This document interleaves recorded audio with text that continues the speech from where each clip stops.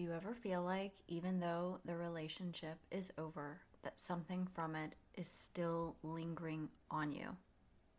Like you've done the work, you've created distance, maybe you've even had a lot of growth, but there's still this feeling that you can't shake, or there's still something there that you can't remove. I call this the ick.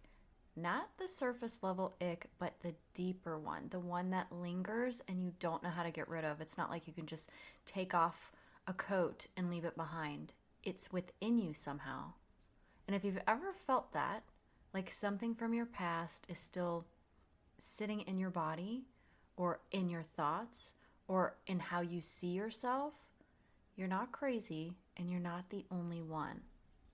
Welcome back to the Be a Better You podcast. I am your host and subconscious reprogramming expert, Allison K. Dagny. In today's episode, I want to help you understand what that feeling actually is, that ick, because it's not random. It's not you being stuck. It's a real feeling that a lot of people carry after emotional abuse. So we're going to talk about why certain experiences and traumas don't fade with time and why they linger in your thoughts, in your body, in your nervous system, and even in how you perceive who you are.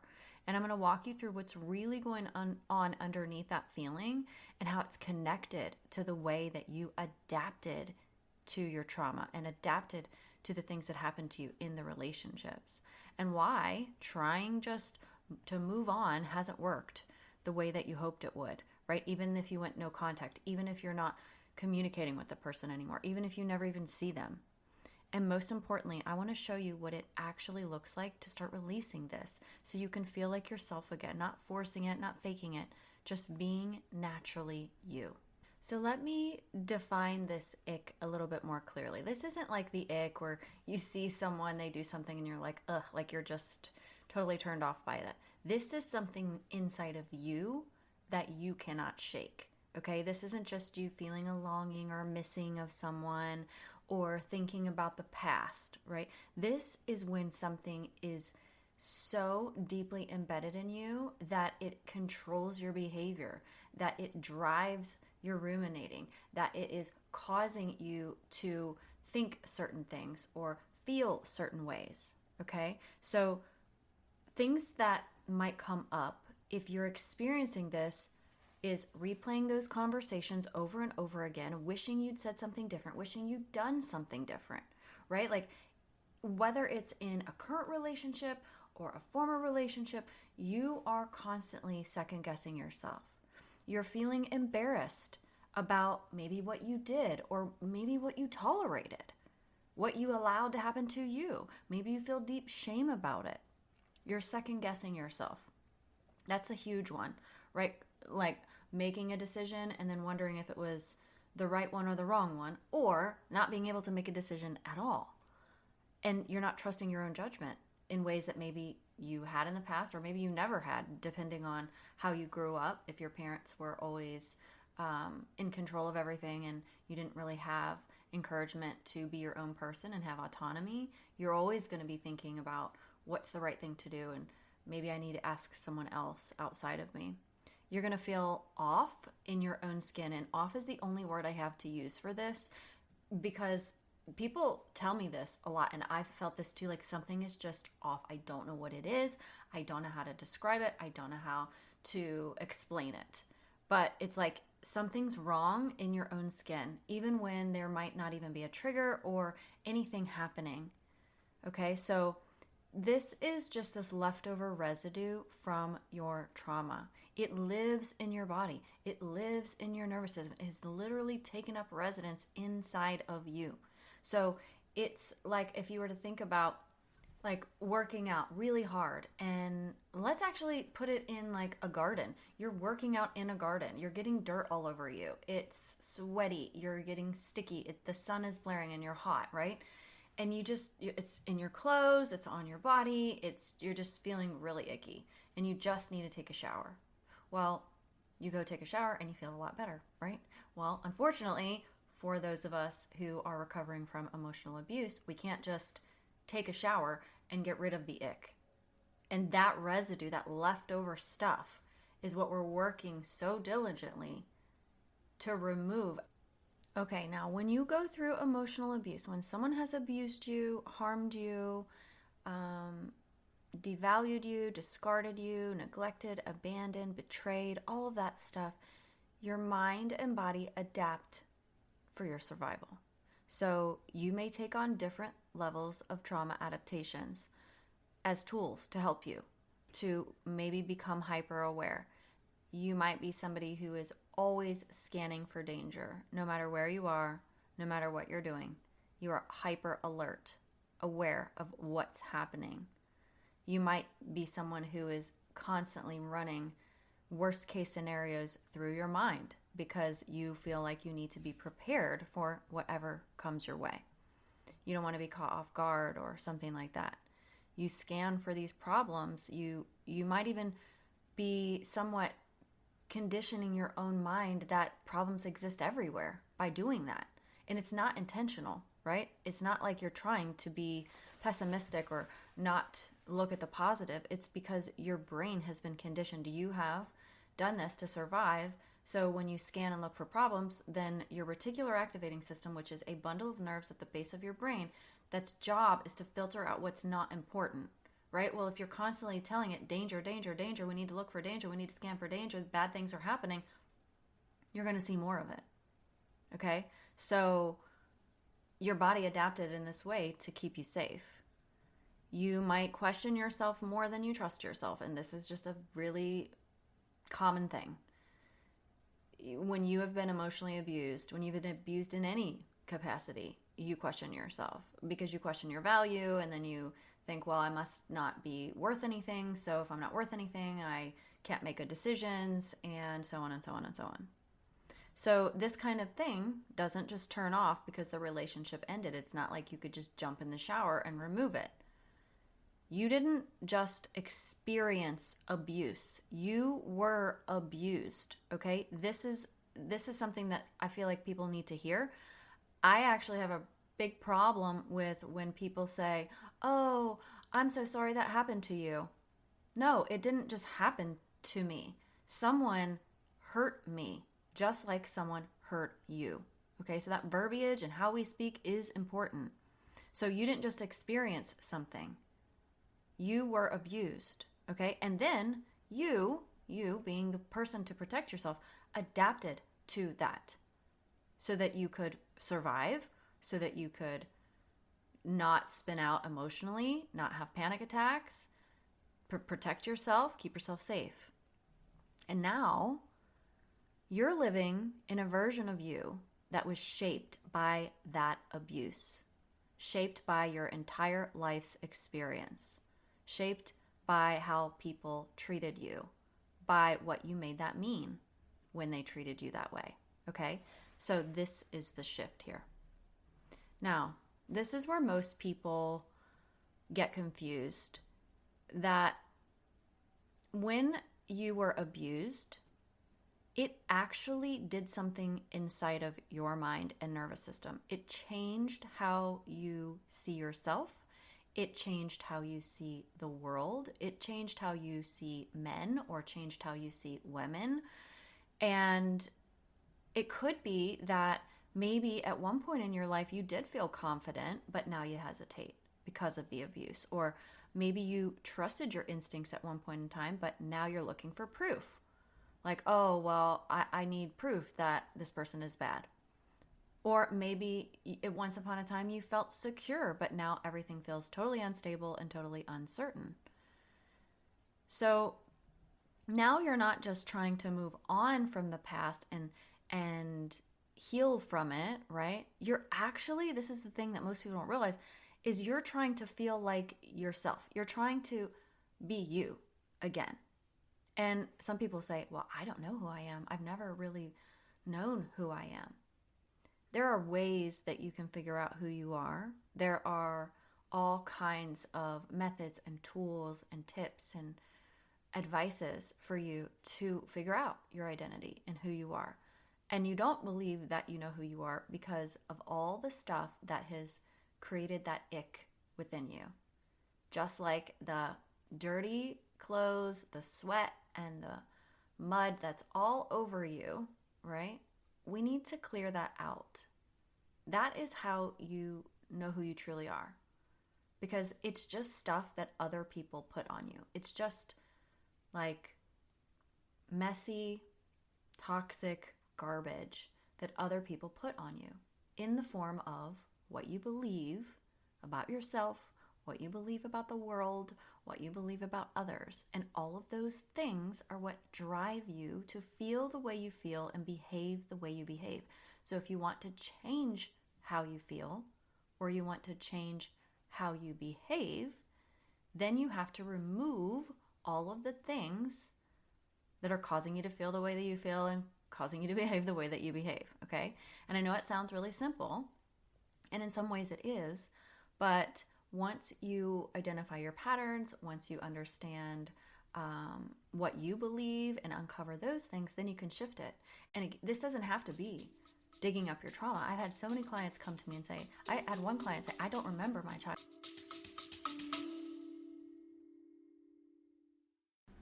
If you've been listening to this podcast and something in you keeps nodding along week after week, well, that's not random. It's your intuition nudging you that there's something deeper here for you. I offer a free root cause call to help you uncover what's really behind your subconscious patterns, the self-doubt, the overthinking, the emotional pain that really never lets go.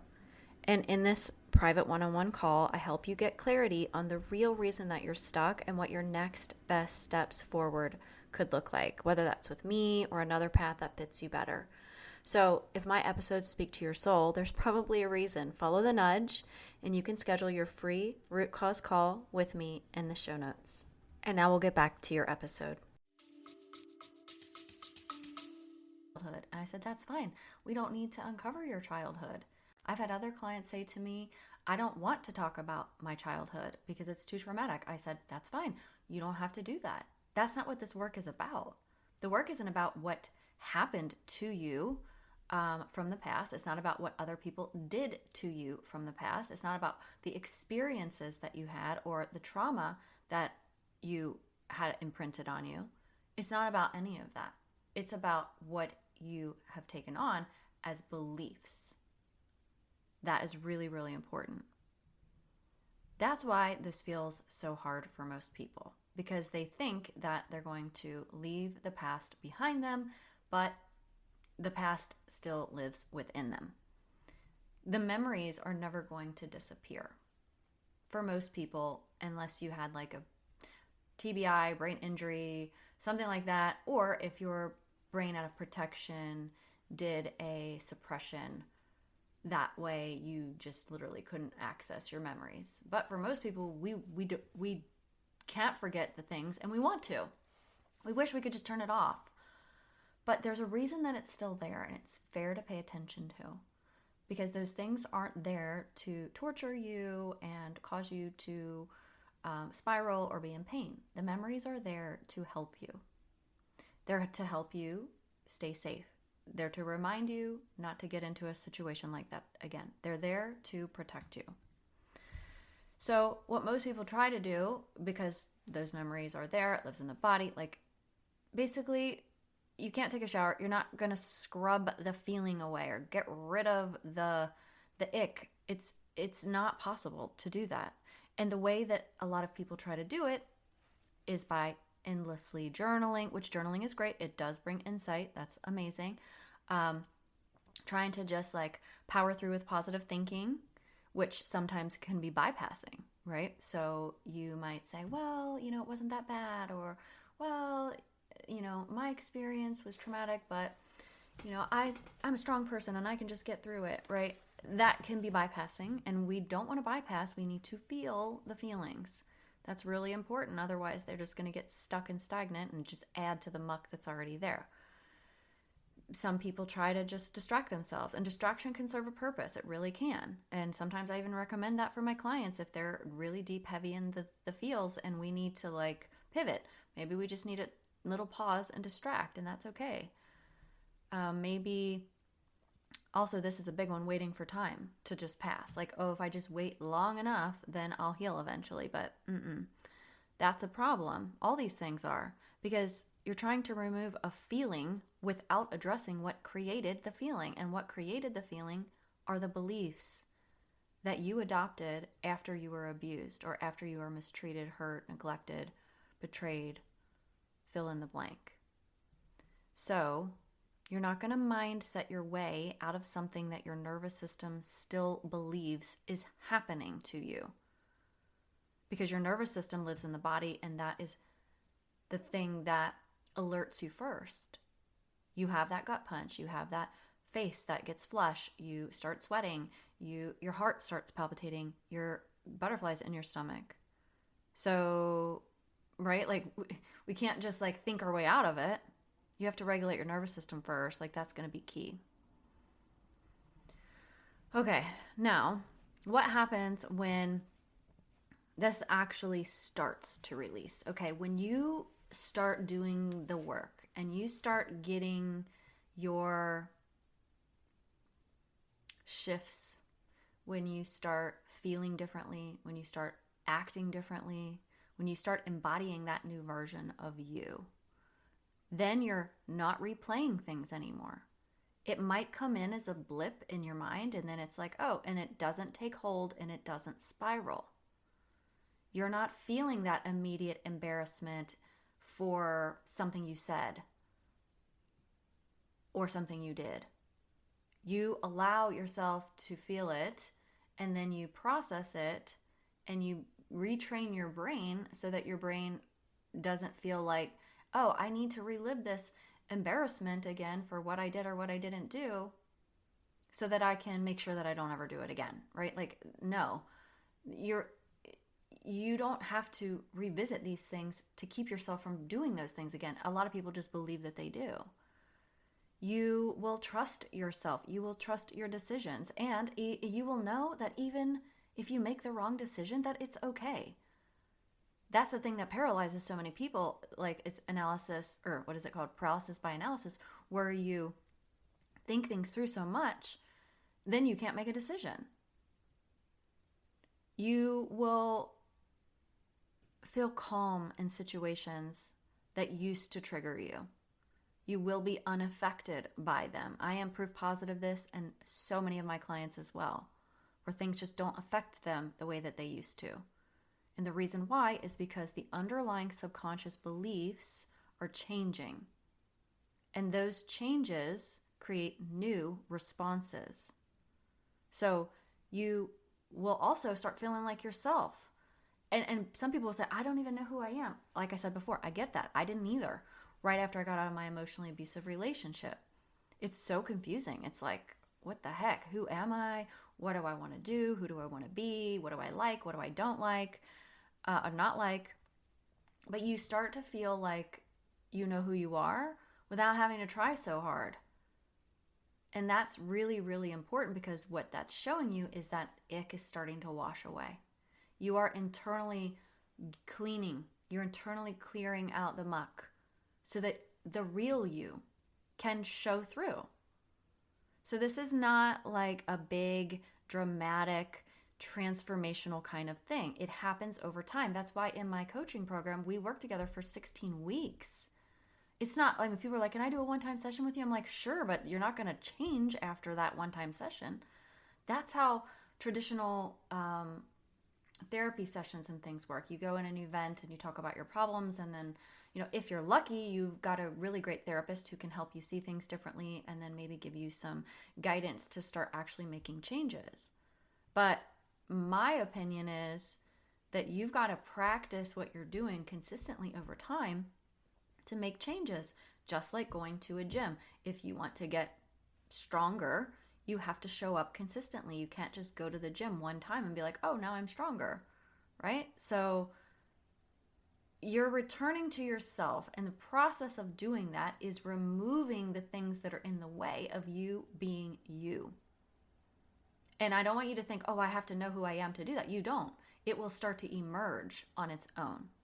You will start to learn who that version of you is when you start taking off all of the ick. Now, this is why I wrote my new book coming up on April 21st. It's called Hack Your Mind, Heal Your Heart. Because I see so many women trying to just wash off something, like quickly get rid of it, that actually needs to be understood at the root, at a much deeper layer. So in this book, I walk you through how to find the patterns, uncover the subconscious beliefs, make reframes, start to shift, right? And release these things so that you can create new patterns that serve you, that are better for you.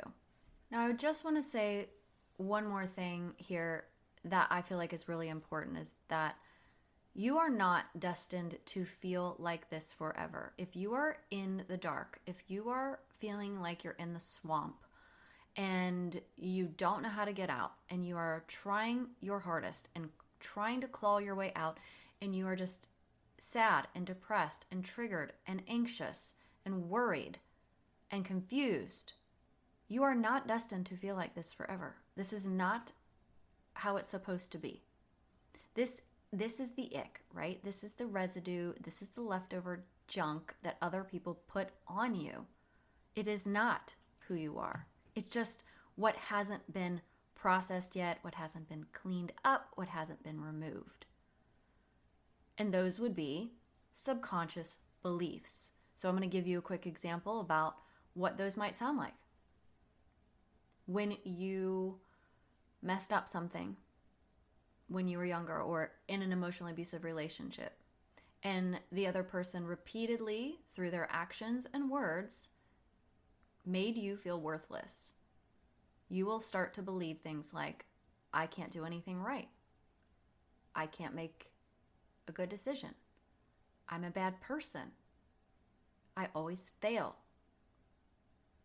These are things that you might adopt. And that is not really who you are. That's so important for you to know. These are just things that you took on as truths because someone else treated you in a certain way that was harmful and hurtful. So anything that you carry as a belief about yourself is contributing to that ick. The other things that contribute to the ick would be beliefs about the world. So if you were constantly harmed by men your whole life, and you believe that all men are bad, or all men are cheaters, or all men are liars, but you deeply desire to be in a relationship with someone, those beliefs contribute to that ick. And if you go out into the world to find a relationship, a desired relationship, but believing all men are bad, you're going to behave on guard. You're going to be very defensive. You are not going to be vulnerable. You are going to probably, my guess is, attract in people who match that belief. More bad, more lying, more abuse, this and that and the other, right? And we don't want that. So we have to be willing to shift our perspectives, even when they feel really strong and really solid. And like, there's no way I could ever believe something different. And I wouldn't make you believe anything different. I just ask you to explore alternative possibilities. Okay?